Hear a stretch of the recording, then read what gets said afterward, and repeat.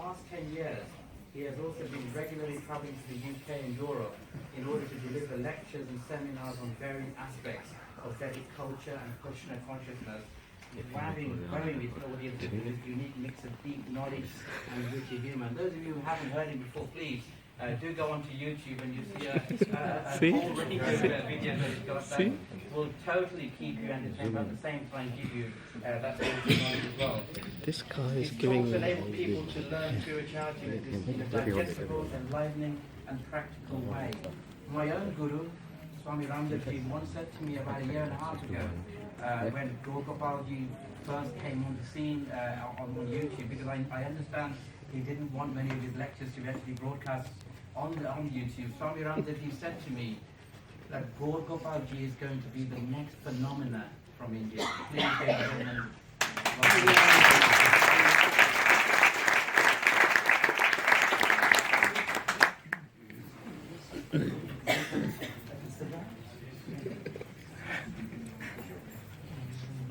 Om Jnana-timirandhasya Jnananjana-shalakaya Chakshurunmilitam yena Tasmai Shri Gurave Namaha Shri Chaitanya Manobhishtam Sthapitam yena Bhutale Swayam Rupa Kada Mahyam Dadati Swabhadantikam Mukam Karoti Vachalam Pangum Lantayate Girim Yatkripatamaham Vande Shri Gurum Dinataranam Shri Chaitanya Ishwaram Paramananda Madhavam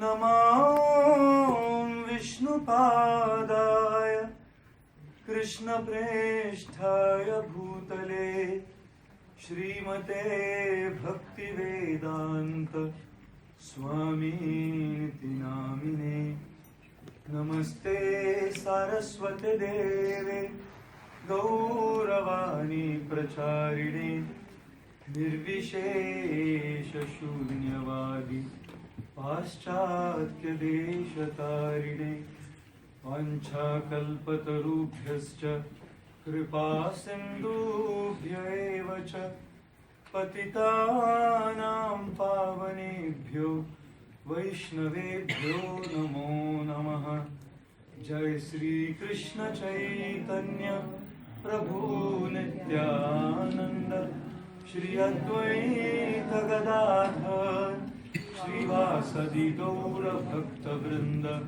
Hare Krishna Krishna Krishna Hare Hare Hare Rama Rama Rama Hare Hare Ramaya Ramabhadraya Ramachandraya Vedhase Nathaya Raghunathaya Sitaya Pataye Namaha Manojavam Marutatulya Vegam Jitendriyam Buddhimatam Varishtam Vatatmajam Vanarayutha Mukhyam Shri Ramadutam Sharanam Prapadde.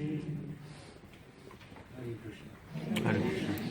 It is my extreme good fortune, pleasure and honor to be amongst all of you here this evening to celebrate this most auspicious function of Ram Navami for the very first time in the mother of all parliaments, the House of Commons. I would like to express my deepest gratitude to the honorable members of parliaments and lords and the dignified personalities around me here for their very kind and gracious heart to have opened the doors of this place for this most wonderful function. My sincerest gratitude also extends to the Hindi Council of the United Kingdom and in particular to Sanjay ji for having hosted me here this evening. And definitely thanks to all of you, brothers and sisters, ladies and gentlemen, for being here to participate in the Ramanami celebrations for this evening. The revered saints here, I want to offer my respects and seek their blessings before I say a couple of words. I mean, who can match the enthusiasm of Bapaji?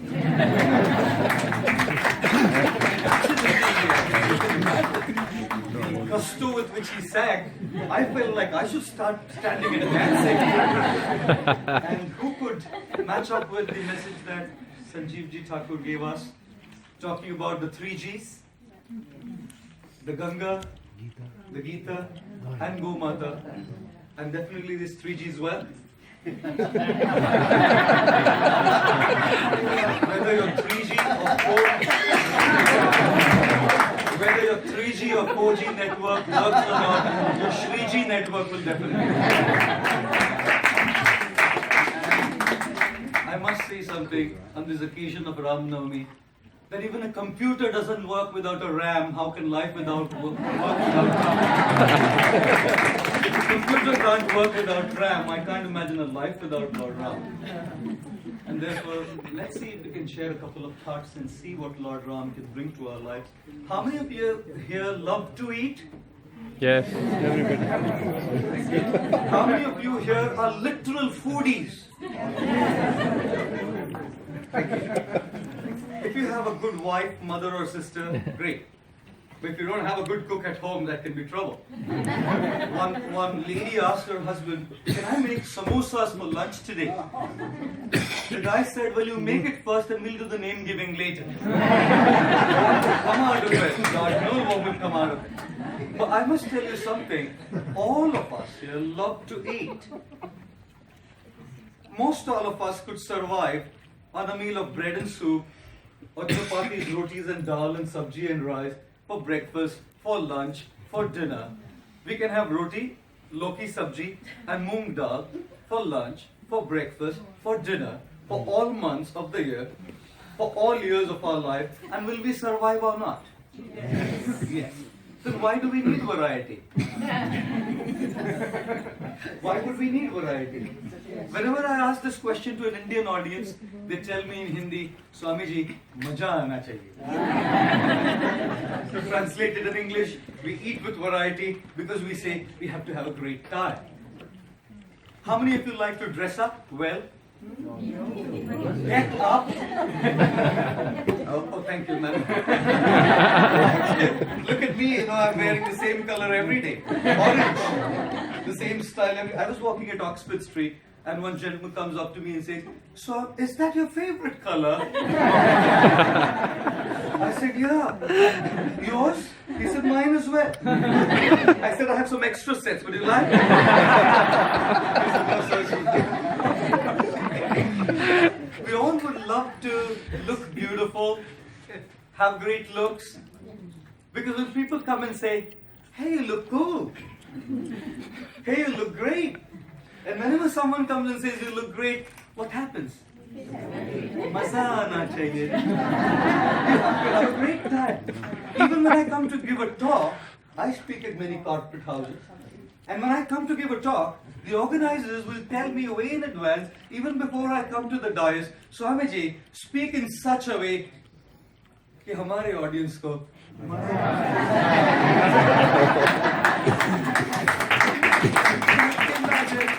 They don't spare me. Forget about eating and forget about decking up. Even in a satsang or a spiritual talk, they'll say, "Maza aana chahiye." And you can imagine, all our Herculean efforts, all the work that we do is targeted with this one thing in our mind. Whatever we do in our lives, there's one single motive that drives it. If it's eating, dressing up, working, earning money, whatever at all, there's one single motive that drives us. The motive of wanting to be happy. The motive of wanting to be pleasurable. The motive of wanting joy, happiness, fulfillment, contentment, satisfaction.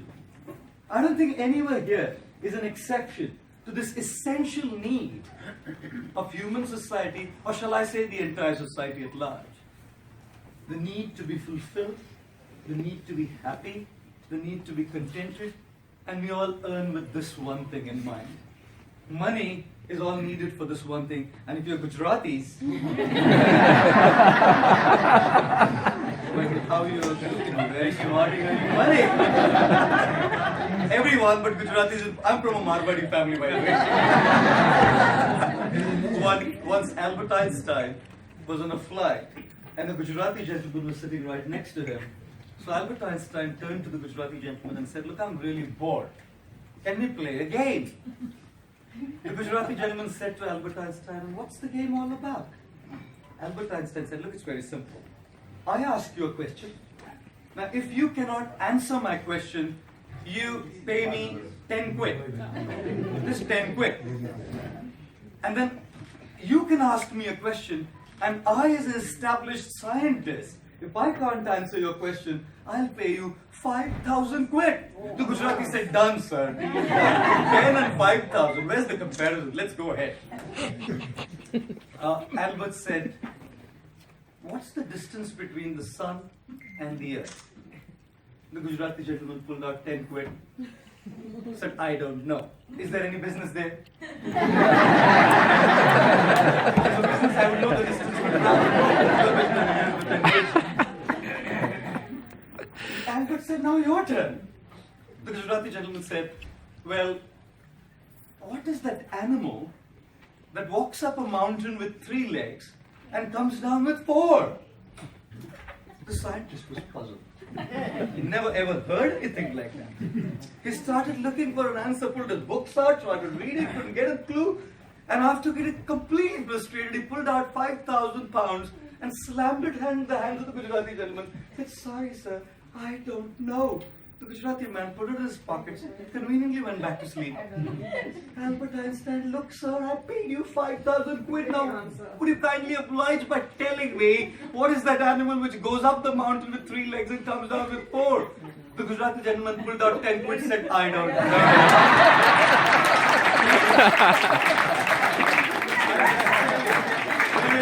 When it comes to earning money, ladies and gentlemen, well, smart people there.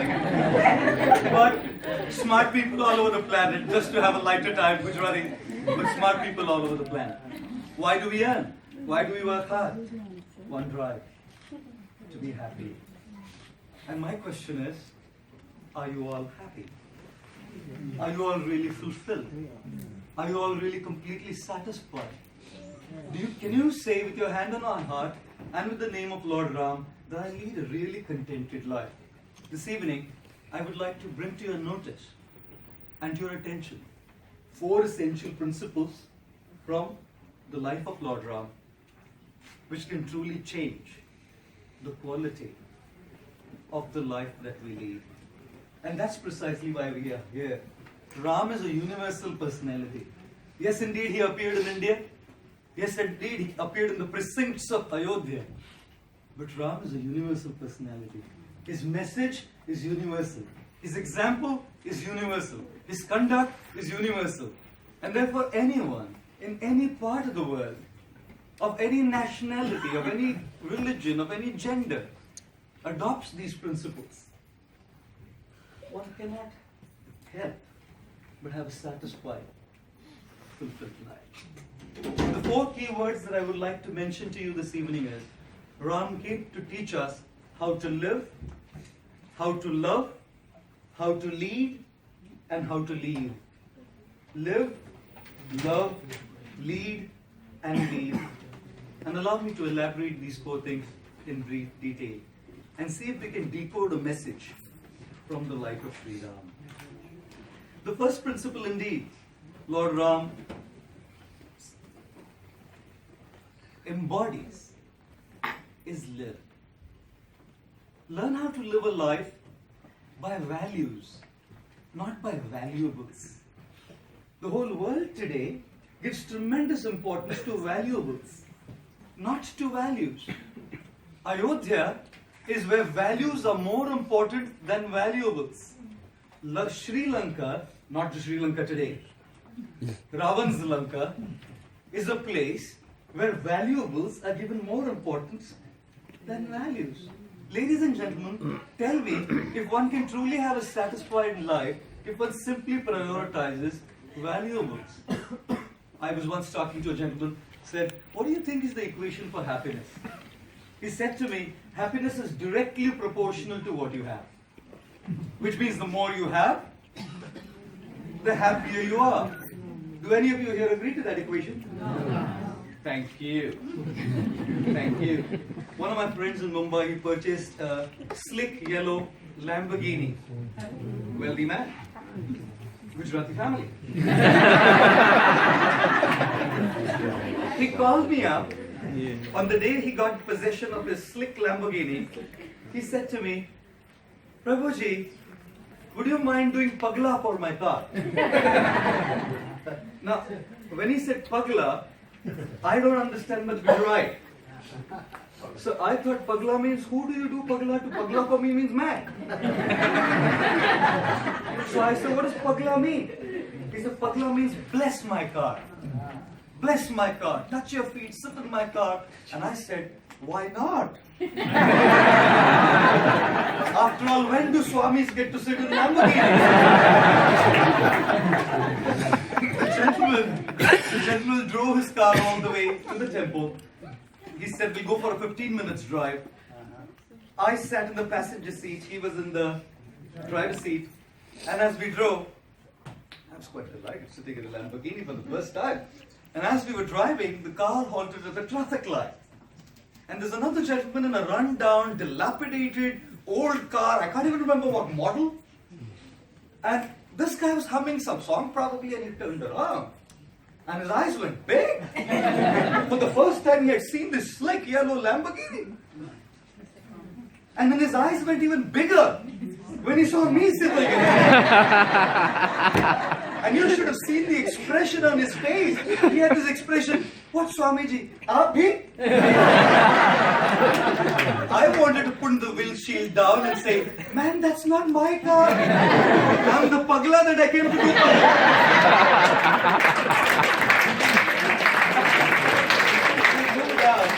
We moved out.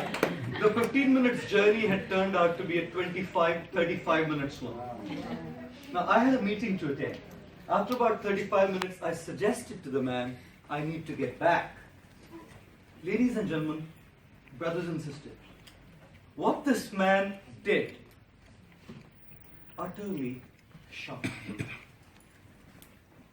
And as I speak this out to you, I'm sure what this man did will shock you. Just at the very proposal that I need to get back, this man started crying like a baby. How many of you here would cry the first day you get possession of a slick, posh, yellow, expensive, high-end Lamborghini? And they were not tears of joy. Nowadays I carry my monk's toolkit in my bag. My toolkit is a bottle of water, tissues, because you never know who starts crying. People come to me and then you never know who starts crying, talking their tales of woe. I gave him a tissue, I gave him a bottle of water, said, let's park the car and talk. It took me about 10 minutes to pacify him and get to hear from him what had happened. He said, just 3 days back, my wife has filed papers for divorce. I love her. My children love her. They want her, I want her. I'm trying my level best to keep her with me. And she just couldn't listen. She's filed papers for divorce and now it seems that the divorce will go through. And believe me, that posh Lamborghini couldn't wipe his tears. That posh Lamborghini couldn't bring him any hope. That posh car couldn't uplift his spirits. And I was thinking, people are saying happiness is directly proportional to what you have. Ladies and gentlemen, some people in this world are so poor, so absolutely poor that all they have is money. If you truly want to know how happy you are, you must then count all those things you have in your life that money cannot buy. Joy, fulfillment, love, gratitude, respect, kindness, hospitality, generosity, cooperation, compassion. These are the values that Lord Ram came to teach, right? Not just prioritizing Lamborghinis. And I'm not against one. I'm not against one. It's not that we don't have a Lamborghini. The point is, a Lamborghini without the values is going to do nothing to change the quality of our life. I also say, if you truly want to know how rich you are, drop a tear and see how many hands come forth to wipe there. That's how wealthy you are. The number of people who are by your side when you're in terms of turmoil, anguish, distress, and utter despair. When we have people is unwell. Ayodhya signifies this. Values over valuables. And Lanka signifies valuables over values. This Ram Navami, we want to prioritize this. Values over valuables. And I simply want to mention one value here today, which Lord Ram signifies. How many of you had Gujarati khati methi dal? Most of you. How many of you had coriander leaves stuck in your tooth? Thank you. Okay. How many of you had barbecued corn? Yes. How many of you had a corn fiber being stuck in your tooth? Oh, thank you. And how many of you here have had an Alfonso mango? And how many of you have had a mango fiber being stuck in your tooth? Thank you. And how many of you have had fennel seeds, your saunf, the mukwas? And how many of you had the tail of the fennel seed stuck in your tooth? I've chosen the right examples, haven't I? And imagine when something gets stuck in your tooth, gosh, you will see the tongue. Sometimes I give talks after a post-lunch session and people are like, right in front of me. You know something?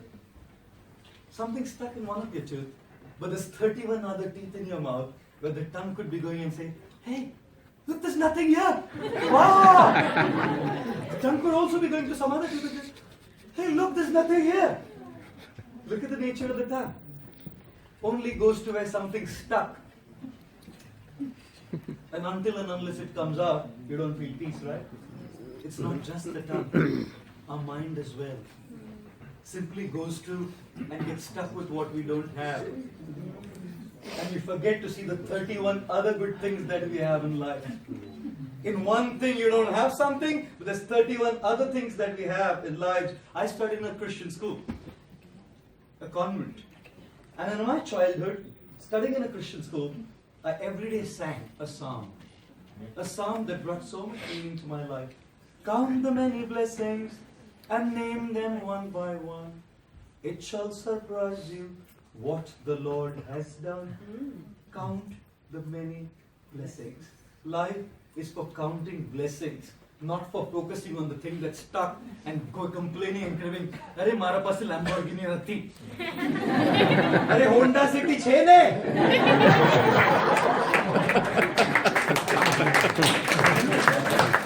How we spend our life out of a lack of gratitude, and that's the reason I say it's not the happy people who are grateful.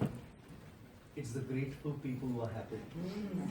Ladies and gentlemen, gratitude is the attitude, that value which brings joy to our life. When Lord Ram returned from the exile, he came in front of Kaikeyi, and Valmiki Muni in his Ramayana explains that he came and thanked Mother Kaikeyi.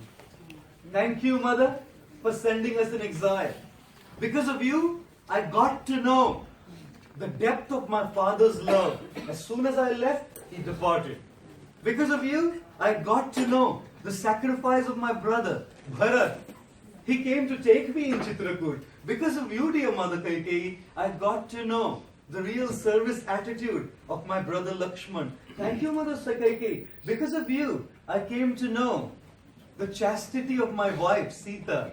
Thank you, Mother Kaikeyi. Because of you, I got so many wonderful friends. Guha, Sugriva, Vibhishana. Thank you, Mother Kaikeyi. Because of you, Mother Kaikeyi, I got to know my own power. Because of you, Mother Kaikeyi, I got to know who was hostile towards me. Thank you, my dear Mother. Ladies and gentlemen, start looking at the silver lining of the cloud, even when things don't go your way.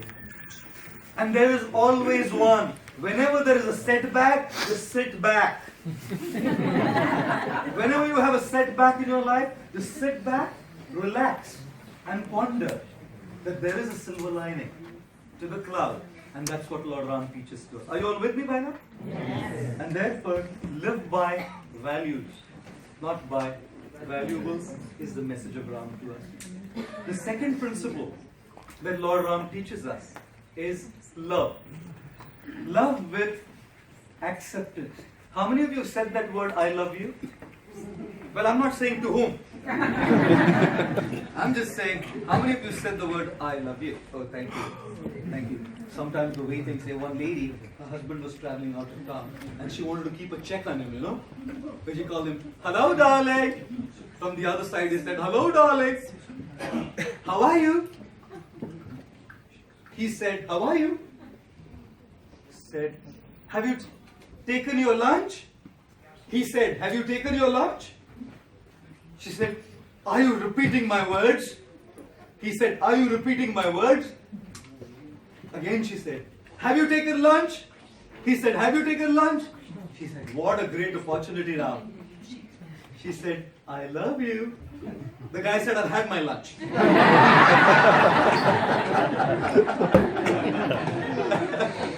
That word love is so often used without meaning.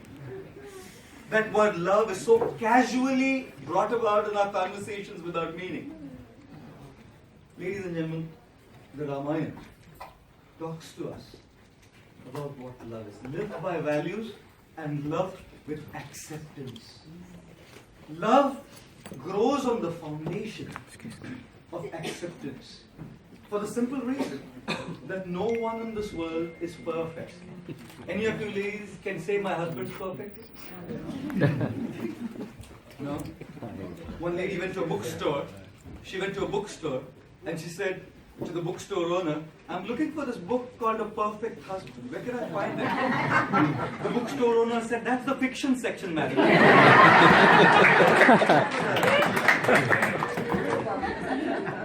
There. One guy wanted to get married, so he went to a Panditji, an astrologer, and said, what do you call a girl who's beautiful, who is romantic, who comes from a wealthy family, who will do all the hard work, who will clean the dishes, who will take care of all the household chores? What do you call such a girl? The astrologer said, imagination of the mind. Ladies and gentlemen, is there a perfect man? Is there a perfect woman in this world? Only the divine can be perfect. No human being can be perfect. And because no human being can be perfect, love is impossible without acceptance of imperfection. You cannot love someone unless one learns to accept people for who they are. And therefore we have to learn to love with acceptance.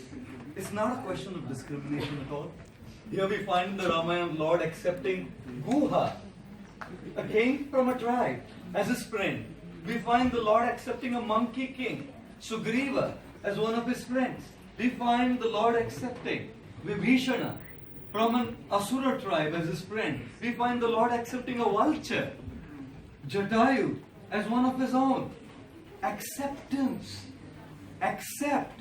Be accommodating. The Lord has not come to this world to create divisions, has He? The Lord has not come to this world to create sectarianism, has He? The Lord has not come to this world to make us cultists, has He? The Lord in His life has extended His arms to one and all, to bring them in His fold and hug them in His tight embrace. And therefore we find in the Valmiki's Ramayana tremendous acceptance. Ladies and gentlemen, your relationships will never improve unless there is acceptance. I'm not saying acceptance should be taken to an extreme level. When acceptance turns into abuse, we have to stand up and speak. That's why when Lord Ram even gave chances to Ravana, but when it came to abuse, he stood up, raised his voice, and brought it up to deal with it. And therefore, acceptance is essential. Sugriva, Lord Ram accepted him. He'd forgotten He was imperfect. Lord Ram dealt with his brother Bali, got his wife back, but he forgot his duties, and so do we. So do we. But the Lord reminds us. And therefore, my second principle for this evening is love with acceptance. My third principle for this evening is lead by example. Live by values, love with acceptance, lead by example. How many of you here would like to look beautiful? Some others think they're beautiful. The others think they're very beautiful. How many of you gentlemen would like to look handsome? The other gentlemen consider themselves very handsome. Sanskrit coming from the holy land of India is an extremely evolved language. Very evolved language, very sophisticated, very cultured language. Where even if you have to address someone as a donkey, an ass, you say Vaishakhanandan. One of the words for a donkey is Vaishakhanandan. So if you ever have to call an ass to someone and they say, hey Vaishakhanandan, the person feels, wow, you're composing a poetry on me. Hey Vaishakhanandan. But in Sanskrit, if you were to use a term for ice cream, you would say, Duktha Sharkara Yukta Hima Ghanagola Gattu. And if you were to say mango ice cream, you would say Amra Duktha Sharkara Yukta Hima Ghanagola Gattu. Now, by the time you place an order, the ice cream will probably melt. Such a long word. But it's just refined, sophisticated. You say things in a certain way. Now, why do I bring this up? Because some people, their ideology is the ideology of ice creams. They think life is meant to be like an ice cream. Enjoy it before it melts. And life will melt away, isn't it? Undoubtedly. One 65-year-old lady was standing next to her 30-year-old nephew who wasn't married. Every time there was a marriage in the family, she would nudge him. Next is your turn, yeah? And this guy wouldn't like it. Every man, next is your turn, huh? And then there was a death in the family. And both were standing right next to each other in the funeral. This time the nephew said to the aunt, next is your turn, yeah? Well, to be honest, someone's going to have the next turn someday. We all will melt away like the ice cream. So some people say life is like an ice cream. Enjoy before it melts. And some people say life is like a candle. Bring light to others before it melts. Both melt. An ice cream melts and a candle melts. But behind the ice cream is selfish enjoyment. Behind the candle is selfless service. Lord Ram took the throne of Ayodhya not to be an ice cream. Lord Ram, after the 14 years of exile, sat there as a leader, as a ruler,